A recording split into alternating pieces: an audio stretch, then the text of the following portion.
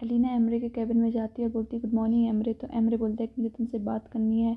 तो बोलती है कि फाइनली तुमने डिसाइड कर लिया कि तुम मुझसे बात करना चाहते हो।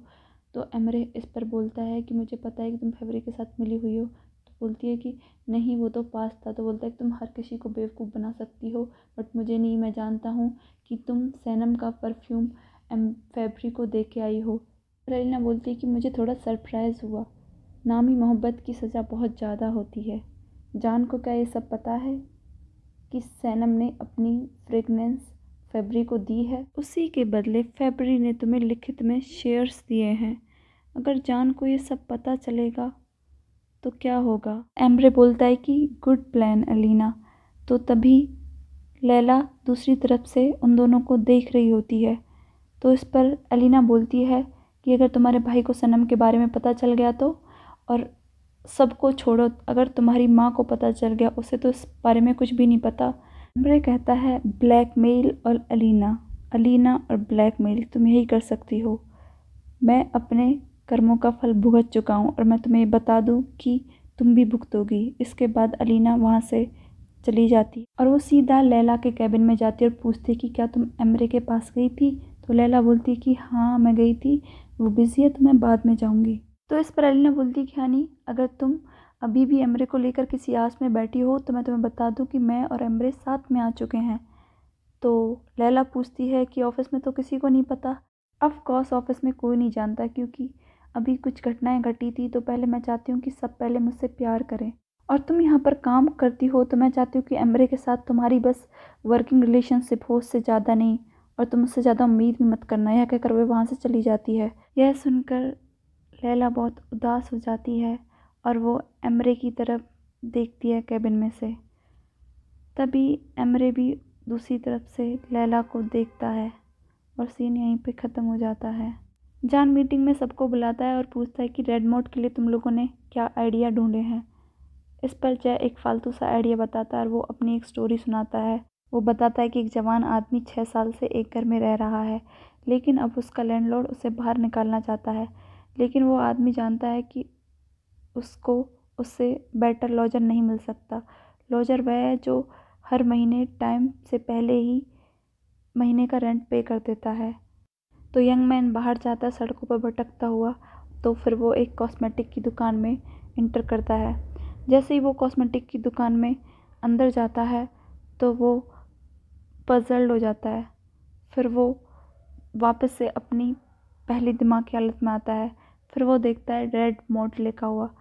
उसकी वो डिज़ाइन देखता है, उसको डिज़ाइन बहुत पसंद आती है। तो वो बोतल उठाता है और अपने हाथों पे छिड़कता है। फिर वो उसे सूंघता है तो बोलता है बहुत खूबसूरत। फिर वो दुकानदार से बोलता है कि क्या मैं एक परचेज़ कर सकता हूँ। फिर वो घर जाता है।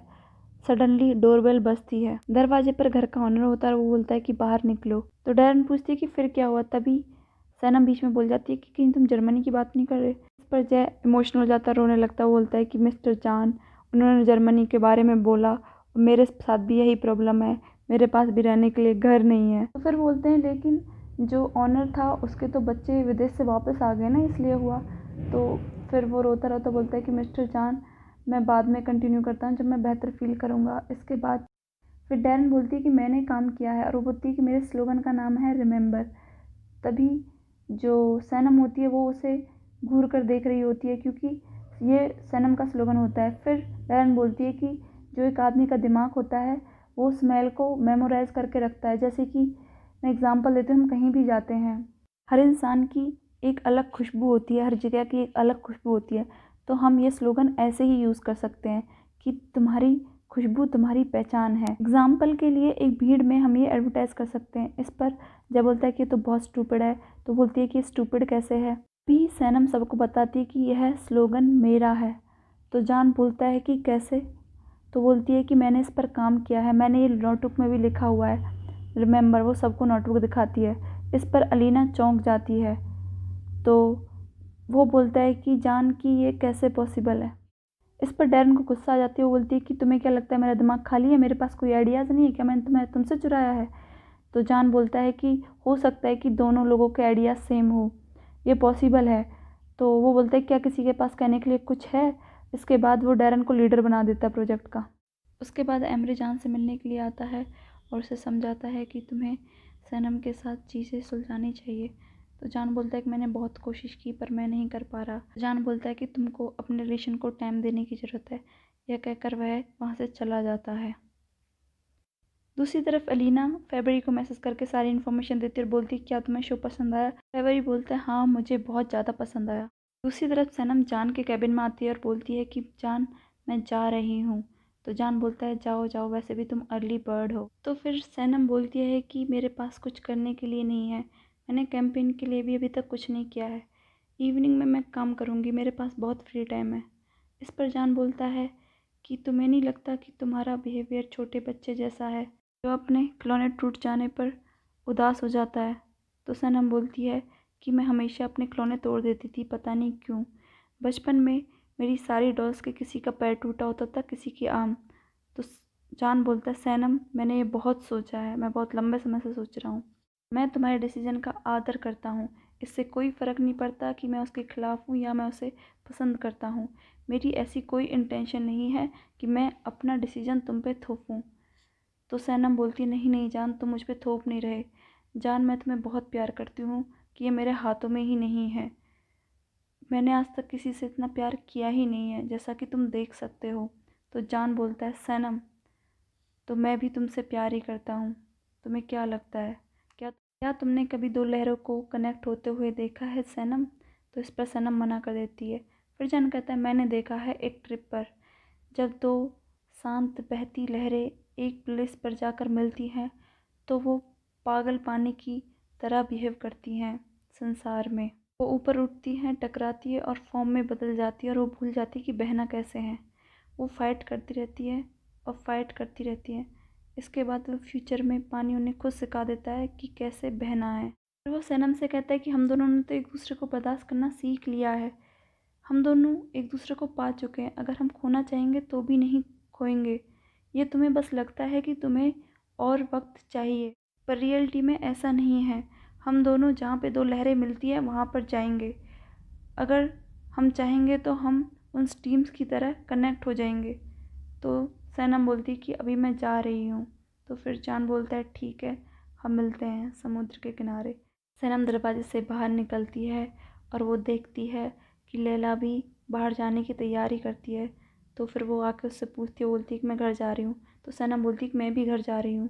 फिर वो उसका चेहरा देखकर बोलती है कि क्या हुआ, क्या तुम ठीक हो। लैला बोलती है कि मुझे लगता है कि मुझे कुछ दिन छुट्टी ले लेनी चाहिए। तो सनम बोलती है कि क्या हुआ, ऐसा क्यों है। लैला बताती है कि मिस्टर एम्ब्रे फिर से एलिन के साथ आ गए हैं। तो सनम बोलती है कि ऐसा नहीं हो सकता। तो लैला बोलती है कि एलिन ने खुद मुझे आकर बताया है कि वो दोनों साथ में हैं। तो सनम बोलती है कि मुझे नहीं लगता कि ये सब सच है, तुम्हें इस विश्वास नहीं करना चाहिए। तो लैला उसको बताती है कि मैंने खुद अपनी आंखों से एलिना को एम्ब्रे के बाल छेड़ते हुए देखा है। अब मैं यह और नहीं ले सकती, सीरियसली मैं ये और नहीं ले पाऊँगी। जब भी मैं इससे छुटकारा पाना चाहती हूँ यह फिर से आ जाता है।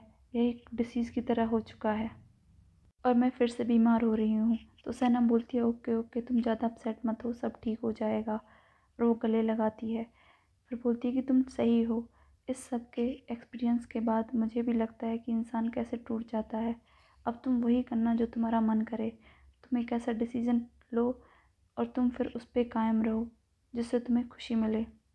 चलो हम यहाँ से चलते हैं, इससे पहले कि कोई तुम्हें रोता हुआ देख ले। और यह कहकर सैनम लैला के साथ वहाँ से निकल जाती है। दूसरी तरफ एलिना डैरेन के कमरे में आती है और उसे मुबारकबाद देती है कि बधाई हो तुम्हें और मैकनन को जीत के लिए।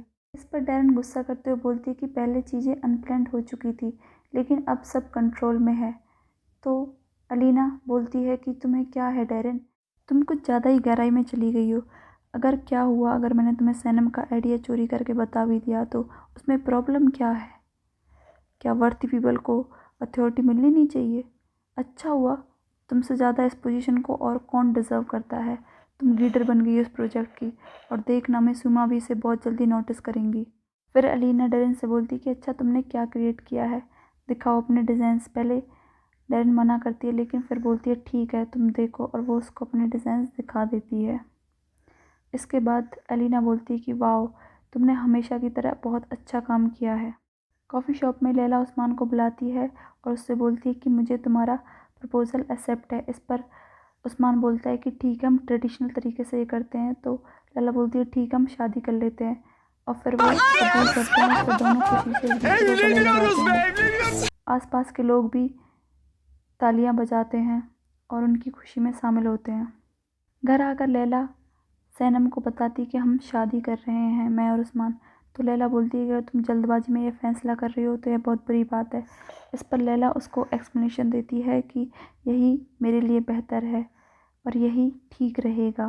तो सैनम कहती है कि ठीक है, लेकिन तुम पछताओ मत, मैं बस ये बोल रही हूँ। दूसरी तरफ उस्मान जाके अपनी बहन को ये खुशखबरी देता है। तो बोलती है कि मैंने तो तुम्हें अभी अभी उसके एमरे के साथ फ़ोटोज़ दिखाए थे। तो उस्मान बोलता है कि लैला ने एमरे के साथ सबके रिश्ते ख़त्म कर दिए हैं, अब मुझसे शादी करना चाहती है और तुम्हें पता है कि वो कितनी डिटरमाइंड गर्ल है।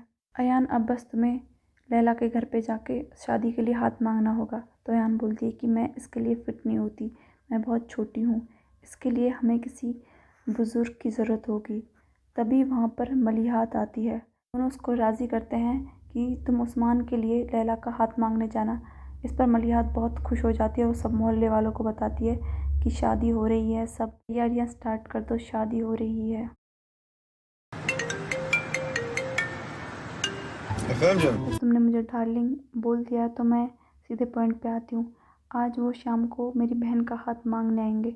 उस्मान मेरी बहन के हाथ के लिए पूछेगा और लैला एग्री करेगी उसका प्रपोज़ल। तो जान मजाक करते हुए बोलता, अरे मुझे तो पता ही नहीं था, मुझे लगा कुछ और होगा। सैनम बोलती है कि तुम क्या आना पसंद करोगे, मैं चाहती हूँ कि तुम आओ। तो जान बोलता है ठीक है, मैं आता हूँ। दूसरी तरफ अहान जेजे को कॉल करती है और अपने भाई की शादी में आने के लिए बोलती है। तो जेजे बोलता है कि मेरे पास बहुत सारे काम हैं, लेकिन अहान बताती कि उसकी शादी लैला से हो रही है, सैनम की बहन से। तो बोलता है ठीक है, वो हमारे ऑफिस में काम करती है, तो फिर मैं आता हूँ। उधर जान रेडी होते हुए एम्ब्रे को 3-4 बार कॉल लगाता है, लेकिन एम्ब्रे फ़ोन नहीं उठाता। जान किसी और से फ़ोन पे बात कर रहा होता तो उसकी माँ सुन लेती है कि वो सैनम की बहन की शादी में जा रहा। तो वो खुश होते हुए बोलती है कि तुम बहुत सुंदर लग रहे हो, बिल्कुल एक दूल्हे के जैसे। और मन ही मन बोलती है कि एक बहन का पत्ता तो कट गया, दूसरी का कटना बाकी है। जान सैनम के घर पहुंचता है तो वो रेड ड्रेस में होती है। वो उससे देखकर बोलता है कि तुम बहुत खूबसूरत लग रही हो। तो सैनम बोलती है थैंक यू, आइए। और फिर वो कंफ्यूज होते हुए बोलती है कि मैं कंफ्यूज हो रही हूँ। दूसरी तरफ एम्ब्रे घर आता है तो उसकी माँ बोलती है स्वागत है बेटे। तो बोलता है कि भैया कहाँ पर है, क्या भैया घर पर हैं। तो बोलती है कि नहीं, वो तो बाहर गया हुआ है। तो बोलता है कि उन्होंने मुझे कॉल किया था, मैंने कॉल बैक किया, लेकिन उन्होंने पिक नहीं किया, मुझे चिंता हो रही है। तो बोलती है कि वो सने के घर गया है एंगेजमेंट में। सगाई? तो क्या भैया सैनम से सगाई कर रहे हैं? तो उसकी माँ कहती है नहीं, सैनम की बहन लैला। तो वो बोलता है लैला, लैला सगाई कर रही है? तो बोलती है कि हाँ, वो किसी विलेज वाले से शादी कर रही है। तो एमरे बोलता है उस्मान। जब कहती हाँ उस्मान, जो कोई भी है, ये उनकी खुद की सेरेमनी है, हमें क्या मतलब है। यह सुनकर एमरे को बहुत झटका लगता है और वो भागा भागा जाता है लैला के घर की तरफ। लेकिन तब तक लैला की उस्मान के साथ सगाई हो चुकी होती है। एमरे घर की डोरबेल बजाता है। लैला डोरबेल खोलती है, उसके हाथ में रिंग दिखता है। तो वो उससे कहता है कि मुझे एक्सप्लेन करने दो, तुम ये क्या कर रही हो। तो लैला बोलती है कि मैं बहुत खुश कर चुकी हूँ और मुझे तुम्हारी कोई बात नहीं सुननी। ये सब बातें कर रहे होते हैं, तभी वहाँ पे सैनम आ जाती है। तो बोलती है कि एमरे भाई तुम। उसके बाद उस्मान भी वहाँ आ जाता है और उससे पूछता है कि तुम यहाँ क्या कर रहे हो। तो सैनम बात बदलते हुए बोलती है कि वो जान के लिए आया है, जान का फ़ोन लग नहीं रहा था, साइलेंट पे था, तो इसलिए वो उसकी खैरियत जानने आया है। इसके बाद सैनम जान को बुलाती है तो जान वहाँ पे आता है। तो एमरे को देख के बोलता है कि क्या हुआ। वो बताता है कि तुम्हारा फ़ोन नहीं लग रहा था। तो बोलता है ठीक है, मैं सबको गुड बाय बोल के आता हूँ, तब तक तुम कार में जाके बैठो। इसके बाद एमरे गुस्से में वहाँ से कार में चला जाता है। उस्मान दरवाज़ा बंद करके लैला से पूछता है कि क्या तुम ठीक हो। लैला बोलती हाँ मैं ठीक हूँ। तो वो लैला को ऊपर ले जाता है।